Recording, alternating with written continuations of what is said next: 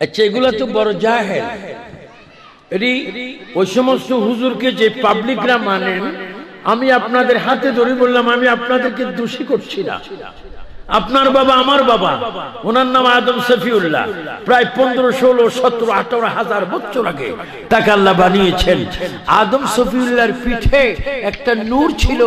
এটা কি এই বেঈমানদের সহ্য গোষ্ঠীর নূর ছিল না আমার নবীর নূর ছিল? বলেন, আমার নবীর কি ছিল? কার পিঠে? আবার এই নূর আসছে কোথায়? তো যেখানে আদমের কুফানের নূর, তুমি 1400 বছর পরে, 1000 বছর পরে কোরআনের তাফসীর করে বলছো নবী মাটি।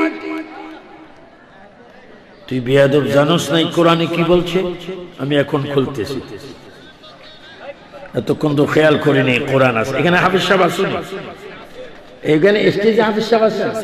ইদিল্লু বিহি কাসীরা, এটা একটু বাইর করো তোরা তো। এটা কোনো আমি এখন বানাইনি। এই দেখেন, এই দেখেন ওয়াজ করে 3 দিন, 7 দিন, 20 দিন তাফসীরুল কোরআন মাহফিল। বড় হুজুর আসি, বড় বেয়াদবি করি, আপনারা উপস্থিত হয়ে যান যদি জাহান্নামে যাওয়ার খেয়াল থাকে। ইউদিল্লু বিহি কাসীরা ওয়া ইয়াহদি বিহি কাসীরা ওয়া মা ইউদিল্লু বিহি ইল্লাল ফাসিকিন। আমার আল্লাহ বলে, শোনো আমি কি বলছি, শোনো। যারা ইসলাম করে অধিকাংশ জান্নাতি, আবার ইসলাম করে অধিকাংশ জাহান্নামী। নামাজ পড়ে অধিকাংশ জাহান্নামী, অধিকাংশ জান্নাতি। ওয়াজ করে কেউ জাহান্নামী, কেউ জান্নাতি। সবাই জোরে জোরে বলো, হিদায়াতের মালিক কে? আওয়াজটা হলো আর একটু জোরে দাও, হিদায়াতের মালিক কে? ও কোরআন শরীফ রে, খারিজিরা, রাফিজিরা, শিয়ারা, জামাতিরা, সালাফিরা, ওয়াহাবিরা, তুমি কোরআনের তাফসীর করে, ও কোরআন তোমার মাঝে কয়টা সূরা? 100। ও কোরআন তোমার মধ্যে কয়টা সূরা? কোরআন শরীফ বলবে আমার মধ্যে 114টা সূরা। কোরআন রে কতগুলা সূরার নাম মক্কা নামে, আবার কতগুলা সূরার নাম মদিনা নামে। কিন্তু কোরআন রে তোমার কাছে আমরা প্রশ্ন করতে চাই, নবীর মিলাদুন নবী হওয়ার 40 বছর পরে তুমি কোরআন লৌহ মাহফুজ থেকে আগমন করেছো। ও কোরআন তোমার বাড়িতে লৌহ মাহফুজে একটা ঠিক রয়েছে, তারপরে কোন সূরা ফাতিহার আগে আমরা মাক্কিয়া দেখি, আবার সূরা বাকরার আগে আমরা মাদানিয়া দেখি। ও কোরআন রে তোমার বাড়িতে লৌহ মাহফুজে, কিন্তু এখানে কখন মক্কায়, আবার কখন মদিনায়। কোরআন শরীফ জবাব দেবে, রসুলে মক্কি যখন মদিনায়, আমি নবীর পিছে পিছে মক্কায়। নবী যখন মদিনায়, আমি নবীর পিছে পিছে মদিনায়। আমার নূরের নবী যখন যেই শহরে, আমি আল্লাহর কোরআন তখন সেই শহরে। উচ্চ স্বরে বল আল্লাহু আকবার। এবার প্রশ্ন রাখলাম আমি আপনাদের কাছে, এ তারওয়ার সুন্নি মুসলমানেরা, আমার আশুগঞ্জের ভাই বাবারা, সবাই একটু জোরে বলুন, কোরআন যদি নবীর পিছনে পিছনে থাকতে পারে, আমরা নবীর পিছনে পিছনে থাকতে চাই কি চাই না? ডাইন হাত ধরে ফেরেশতারা ফটো তুলুক, জোরে বলুন আমরা নবী চাই কি না? নবীর পিছনে থাকার হুকুম কার? কোরআন নবীর পিছনে পিছনে আছে কিনা? তাহলে কোরআন আগে না নবী আগে? বলেন কে আগে? নবীর বানাইছেন কে?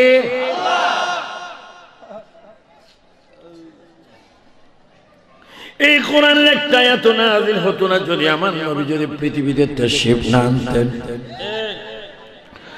ও কোরআন তোমার বাড়ি কই? কোরআন শরীফ জবাব দিবে আমার বাড়ি লৌহ মাহফুজ। লৌহ মাহফুজটা কোথায়? ওয়া বানাইনা ফাওকাকুম সাবআন শিদাদা। কয়টা আসমান? বলেন কয়টা? এটা কি আমরা হাতে পাবো নাকি? কিন্তু আমার নবী বলে, আমি যদি ইচ্ছা করি জমিনে দাঁড়িয়ে আকাশ এইভাবে হাত ধরতে পারতাম। কারণ আমি জমিনে আবু কুবাইস পাহাড়ে যখন দাঁড়াইলাম, চন্দ্রকে আমার অঙ্গুলের ইশারায়, চন্দ্রকে আমি অঙ্গুলের ইশারায় এইভাবে দুই টুকরা করে দিলাম। শুধু তাই নয়, হাসরের ময়দানে কোটি কোটি উম্মত মুসিবতে পড়ে পড়ে নফসি নফসি করবে। সমস্ত নবীরা বলবে রব্বি সাল্লিম রব্বি সাল্লিম। আমি শুধু একা বলবো রব্বি হাবলি উম্মতি। আমি দেখবো আমার উম্মতরা এখান থেকে 50,000 বছরের রাস্তা, এখান থেকে 50,000 বছরের রাস্তা। নবীজি বলে উম্মতরে চিন্তা করো না, আমি যখন নবীর দুই হাত এইভাবে বাড়াবো, আমার হাতগুলা 50,000 বছরের লম্বা হয়ে যাবে। আর আমি সকল উম্মতকে আমার কম্বলের ভিতরে এনে আমি সুপারিশ করে করে আল্লাহর গোসা থামে আমি তোমাদেরকে জান্নাত দান করে দেব। 3 বার বলো না ইয়া রাসূলুল্লাহ, আরো জোরে। আমরা প্রিয় নবীর সুপারিশ চাই কিনা? আরে বেঈমানরা কিতাবে লেখে কোন নবী সুপারিশ করবে কি করে? তিনি নিজের গুনার জন্যই তো বাঁচবে না। এই বেয়াদব, এই 22 বছর দওরা পাস করছো, 24 বছরে তুমি টাইটেল পাস করছো, এই দুর্ঘটনা করতা?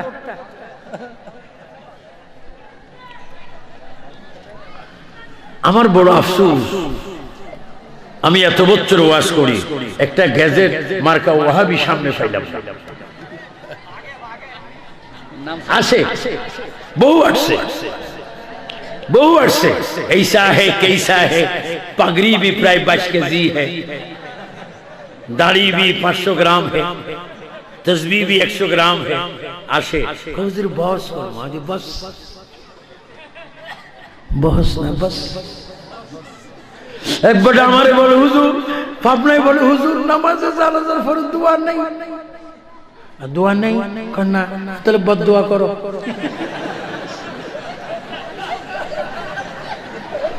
कौन हुजूर बद दुआ तो चलबे ना, ताहले दुआ चलबे, चालाइले चलबे, चालाइया चलिया जाक। এখন পাবনার সিরাজগঞ্জে দোয়া চলতেছে।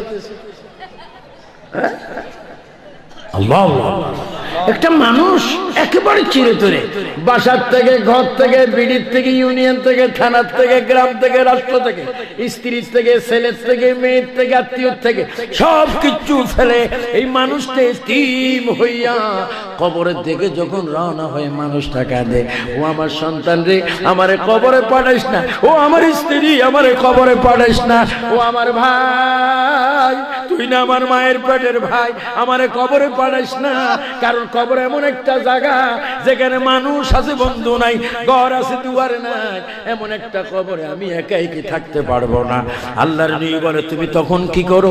আল্লাহুম্মা গফিরলি ওয়াল ওয়ালিদাইয়া ওয়ালিমান তাওয়ালাদানা ওয়ালি উস্তাযানা ওয়ালি শাইখানা ওয়ালি জামিল মুমিনিনা ওয়াল মুমিনাত। তুমি দোয়া করে দাও, এই দুয়ার উসিলায় আল্লাহ তার কবিরা সগীরা গুনাহ maaf করতে পারে। আমার যুবক ছেলেরা, আমার মুরব্বিরা, আমার জ্ঞানী গুণী ভাই বাবারা চিৎকার দিয়ে বলো, একটা মানুষের নামাজে জানাজার পড়ে আমরা দোয়া করে মানুষটাকে কবরে দিতে চাই কি চাই না? 2 হাত ধরে বলো চাই কিনা? কতবা কিতাবে নেই, হাদিসে নাই, আমি বলি সব জায়গা আছে। এই মুরুক্কু তোর নসিবে নাই। বলেন কোথায় নেই? কিতাবের নাম নসিব কিতাব, যেটা লাইব্রেরিতে পাওয়া যাবে না। বলেন কিতাবের নাম কি কিতাব? না বলে হুজুরে বলে গেছে একটা নসিব কিতাব আছে, এই কিতাবে। এই জন্য দোয়া করবা প্রত্যেকটা সন্তান কমপক্ষে ইমাম সাহেবের কাছে গিয়ে কোরআন শরীফ একটু লেখাপড়া করবা। তুমি যদি আব্বার লাশের সামনে বলতে পারো আলিফ লাম মিম যালিকাল কিতাবু লা রাইবা ফীহি হুদাল লিল মুত্তাকিন আল্লাযীনা ইউমিনুনা বিল গায়বি ওয়া ইয়ুকিমুনাস সালাতা ওয়া মিম্মা রাযাকনাহুম ইউনফিকুন ওয়াল্লাযীনা ইউমিনুনা বিমা উনজিলা ইলাইকা ওয়া মা উনজিলা মিন ক্বাবলিক ওয়া বিল আখিরাতি হুম ইউকিনুন। একটা আয়াত যদি মা বাবার লাশের সামনে পড়তে পারো, নবীজি বলে তুমি যখন মা বাবার সামনে, মরা লাশের সামনে কোরআন শরীফ পড়বা, তখন মনে করবা তুমি আল্লাহর সাথে কথা বলতেছো। এই বলার সাথে সাথে মা বাবার গুনাহ আল্লাহ মাফ করে দেয়। বলো আমরা কোরআন শরীফ শিখতে চাই কি চাই না? বলো কোরআন শরীফ কার? এই কোরআনে কোনো সন্দেহ আছে নাকি? এই কোরআন নবী মানে কি মানে না? এই কোরআন হলো কোরআন, আমার নবী হলো সাহেবে কোরআন। আমার নবী যদি না আসতো কোরআনের বাড়িটা তৈরি হতো না।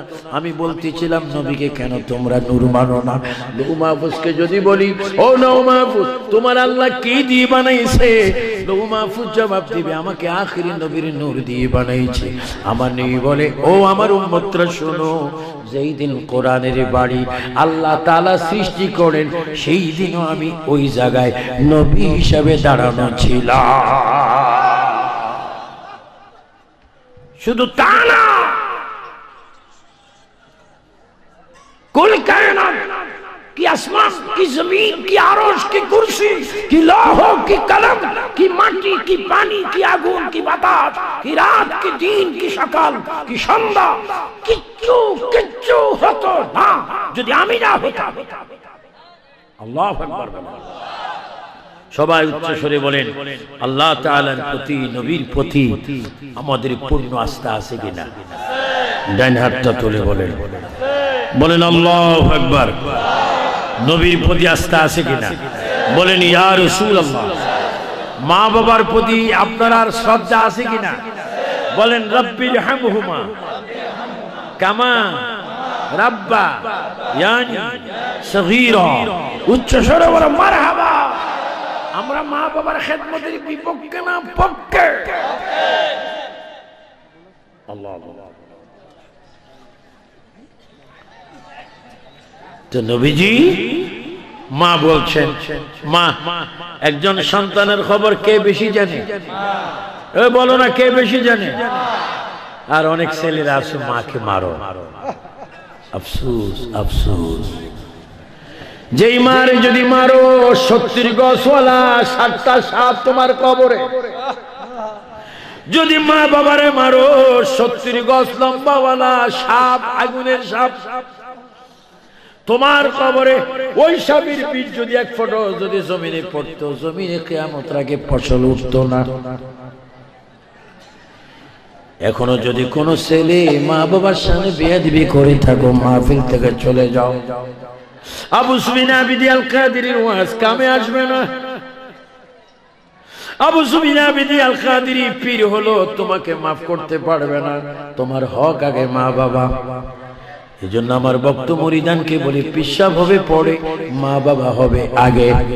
আল্লাহ রাসূলের পরে মা বাপ, আল্লাহ নবীর পরে মা বাপ, আল্লাহ নবীর পরে মা বাপ, তারপরে পিশাব।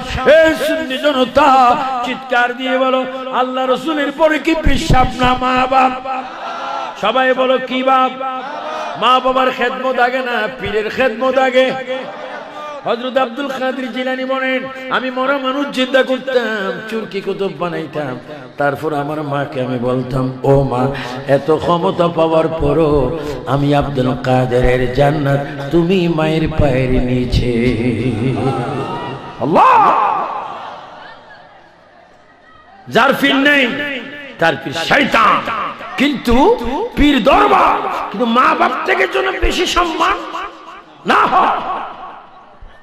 পীরকে তুমি ঈদের সময় বিকাশে টাকা পড়ো, আব্বা হুজুর আপনার জন্য 3000 টাকা পাঠাইলাম, আম্মা হুজুরকে শাড়ি দিবেন, নিজেও একটা চয়েসফুল লুঙ্গি নেবেন, কিন্তু তোমার ঘরে যে মা বাবা আছে 10 বাতে শাড়ির কথা আর লুঙ্গির কথা বলেছে, সেটা তোমার কানে যায়নি। ফেরেশতারা রেকর্ড করেছে, তুই জাহান্নামী, তোর পীর জাহান্নামী, কারণ মা বাবার খেদমত বাদ দিয়ে পীরকে বেশি মূল্যায়ন করেছিস, তুই জাহান্নামী। আল্লাহ রাসূলের হুকুমের পরে তোর হক মা এবং বাবা, তারপরে ঈমানি বাবা পিসাবের হক। চিৎকার দিবেন সুবহানাল্লাহ। বলো যুবকরা হাত তোলে, আমরা মা বাপ চাই কি চাই না? মা বাবার হক চাই কি না? মা বাবা ধরতে হয় কি হয় না? ফিরও ধরতে হবে কি হবে না? আমরা হক্কানি পীর চাই, মা বাবার খেদমত, কোরআন শরীফের তেলাওয়াত চাই। মনে হয় আপনাদের মনে অনেক কষ্ট গেছে যে হুজুর অনেক ফিসাবরা তো রাগ করবে, রাগ করলে আমার কি হবে? আমি তো কিছু জানি না। আর এই সমস্ত পীররা রাগ করলেও কিছু আসে যায় না। আমি তো আসল জায়গার মরি।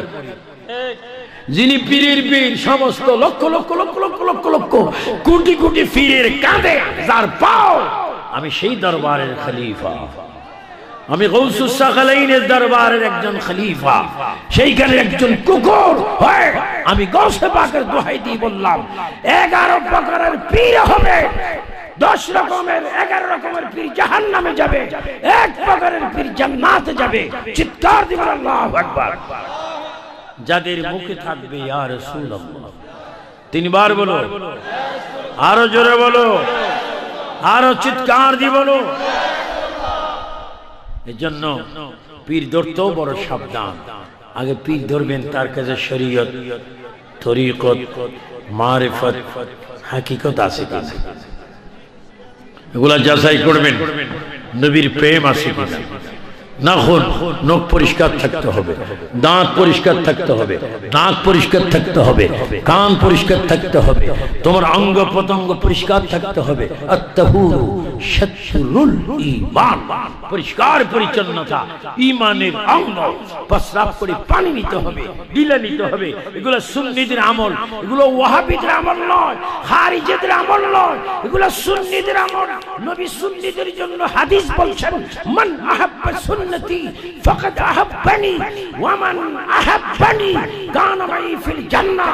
যারা আমার সুন্নতকে ভালোবাসবে তারা যেন আমাকে ভালোবাসলো, আর যারা আমি নবীকে ভালোবাসলো তারা আমার সাথেই জান্নাতে যাবে। বলে আমরা নবীর সুন্নত চাই কিনা? আমাদের দলের নাম বল আহলে সুন্নাত। সবাই চিৎকার দিয়ে বলুন না আহলে সুন্নাত। আমরা নামাজ রোজার বিপক্ষে না, পক্ষে। নামাজ রোজা চলবে না, বন্ধ হবে। নামাজ রোজা করার হুকুম কার? না করার জন্য কৌশল কার? আপনাদের অসুবিধা হচ্ছে, বন্ধ কথা চলবে না, বন্ধ হবে, হঠাৎ বন্ধ হবে ইনশাআল্লাহ। তো মা আমেনা বলেন, এ মায়েরা শোনো, অনেক মা আছো তোমরা পর্দায় থাকো না। নতুন বউ হয়ে যেই দরজা দিয়ে প্রবেশ করছো রে মা, একদিন 70-80 বছরের 60 বছরের বুড়ি হয়ে চামড়া তোমার ডিল হয়ে যাবে। তুমি কি জানো না, যেই ঘর দিয়ে নতুন বধূ হয়ে প্রবেশ করছো সেই দরজা দিয়ে লাশ হয়ে প্রবেশ করো। ভাই মায়েরা সাবধান, পৃথিবীর শ্রেষ্ঠ রূপসী হচ্ছে খাতুনে জান্নাত মা ফাতেমাতুজ জাহরা। জীবনে বেগানা পুরুষ খেলা দেখে পৃথিবীর শ্রেষ্ঠ রূপসী মা খাদিজাতুল কুবরা, মা আয়েশা সিদ্দিকা, হযরত বিবি রাবিয়া, বিবি রহিমা। আমি আইয়ুব আলাইহিস সালামের স্ত্রীর কবর ওমানে সালালায় 3 বার জিয়ারত করেছি। আল্লাহু আকবার। কত পর্দা নিশীন ছিলেন, কত পর্দা নিশীন ছিলেন। আমার মায়েরা একটু পর্দা করো। এই 50-60 বছর ঘরে থাকবা, তুমি 700-800-600 বছর কবরে থাকবা। কবর বলে, হে বেনামাজি, হে বেপর্দা নারী, আমার গর্বে তুমি আসিও না। যদি নামাজ পড়ে আসো আমি তোমাকে শ্রদ্ধা করব, তোমার গায়ের কাপড়ও আমি হাত দেব না, আমি মাটি স্পর্শ করব না। আর যদি তুমি নামাজ না পড়ো, রোজা না রাখো, বেপর্দা হয়ে আসো, জেনা ব্যভিচার করে আসো, আমি তোমার শরীর থেকে কাপড়টা খেয়ে ফেলবো, তোমার শরীর খেয়ে ফেলবো। হাজারো পোকা মাকড়, পোক, সাপ, বিচ্ছু তোমাকে কষ্ট দিব। আবাদা আবাদা হামেশা সব সময় তুমি চিৎকার দিবে। কবরের বাহিরে বকরি, ছাগল, হাইওয়ান, জানোয়ার তোমার আওয়াজ শুনবে, কিন্তু মানুষ তোমার আওয়াজ শুনবে না। হে সুন্নি জনতা, চিৎকার দিয়ে বলো, আমরা নামাজ রোজা করে কবরে যেতে চাই কি চাই না?